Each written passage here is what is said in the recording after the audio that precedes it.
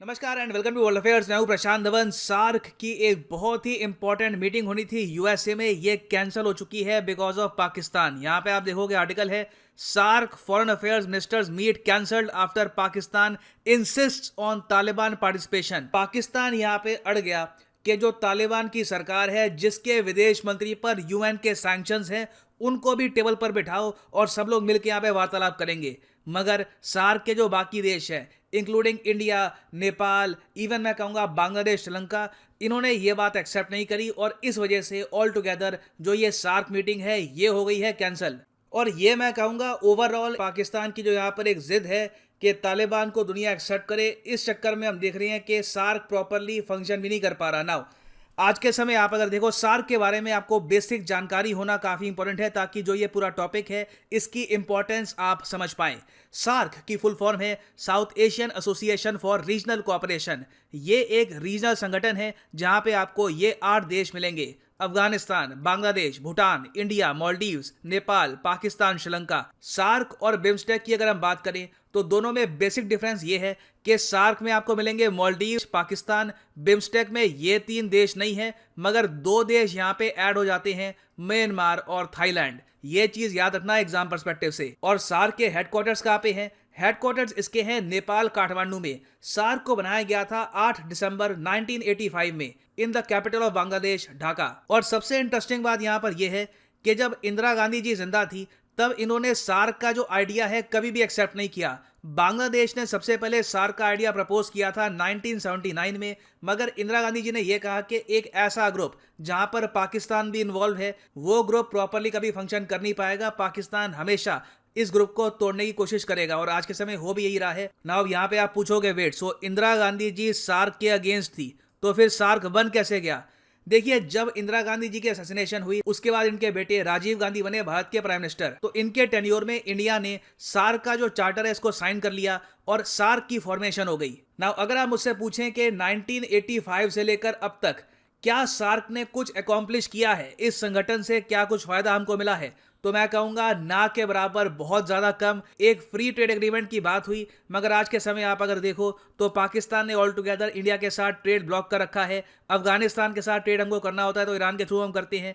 तो ओवरऑल आप अगर देखो तो इंदिरा गांधी जी की बात काफी हद तक ठीक थी। सार्क कभी भी प्रॉपरली फंक्शन नहीं कर पाया और इस ग्रुप का पोटेंशियल तो खैर बहुत बड़ा है। ये सब कंट्रीज अगर इकट्ठा आ जाएं तो दुनिया को दे सकती है टक्कर, मगर सार्क में सिंस सहमति नहीं बन पाती, इस वजह से ये ग्रुप कभी भी कोई प्रॉपर रिजल्ट डिलीवर नहीं कर पाया। और रिसेंटली भी आप अगर देखो तो यही हुआ है। आपको पता होगा कि यूनाइटेड नेशंस का जो जनरल असेंबली सेशन है ये आज के समय चल रहा है और यूएन के हेडक्वार्टर्स कहाँ पे हैं? यूनाइटेड नेशंस के हेडक्वार्टर्स आपको मिलेंगे न्यूयॉर्क में। यहाँ पे आप देख पाओगे, ये आपके सामने है यूएन की बिल्डिंग। नाउ न्यूयॉर्क में आज के समय है भारत के विदेश मंत्री एस जयशंकर साहब।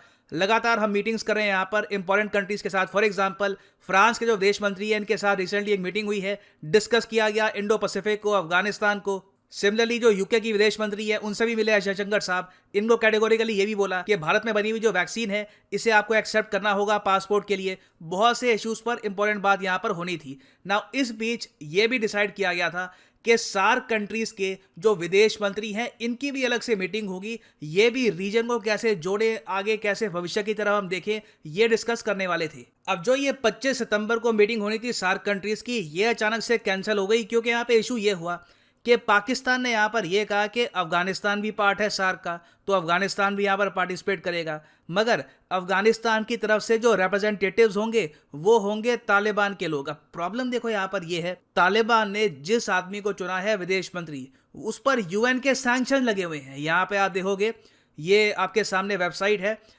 यूएन सिक्योरिटी काउंसिल की और यहाँ पे लिखा है आमिर खान मुताकी। ये आज के समय जो तालिबान की गवर्नमेंट है उसमें विदेश मंत्री का रोल प्ले कर रहा है, तो इस पे सैंक्शन लगे हुए हैं। उसके अलावा बहुत सी सार्क कंट्रीज हैं वो आज के समय तालिबान की सरकार को एक्सेप्ट नहीं करती, इंक्लूडिंग इंडिया। तो बहुत से सार्क देश थे वो कंफर्टेबल नहीं थे एक टेबल पे बैठने के लिए जहां पर एक यूएन डेजिग्नेटेड आतंकवादी भी बैठेगा, जो एक ऐसी सरकार का पार्ट है जो जबरदस्ती पावर में आ गई। तो बाकी जो बहुत सारे देश हैं यहाँ पर, उन्होंने पाकिस्तान के आइडिया को रेजिस्ट किया। उन्होंने कहा कि नहीं, हम अभी तालिबान से बात नहीं करना चाहते, चलिए अभी सार्क मीटिंग कर लेते हैं।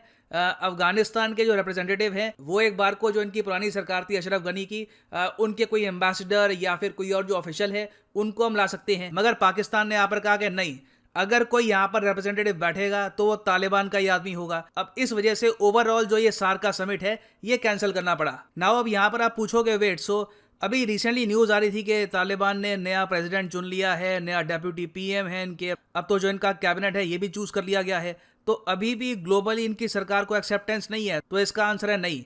यूनाइटेड नेशंस में भी इन लोगों को कोई एक्सेप्टेंस नहीं है, ना यूएस एक्सेप्ट करता है, ना यूरोप, इवन चाइना भी इनको अभी प्रॉपरली एक्सेप्ट करता नहीं है। अब ये तो खैर काफ़ी हम हाई लेवल की बात कर रहे हैं।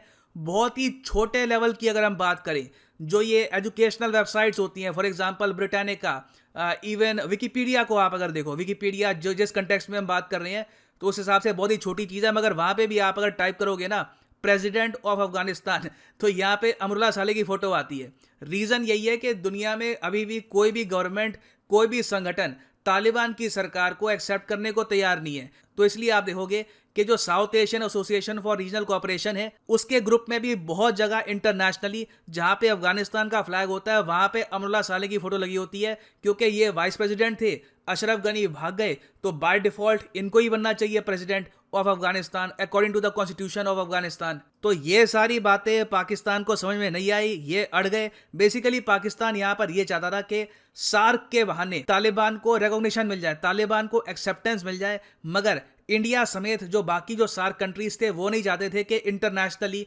सार्क को एक मंच की तरह पाकिस्तान यूज करे तालिबान को प्रमोट करने के लिए।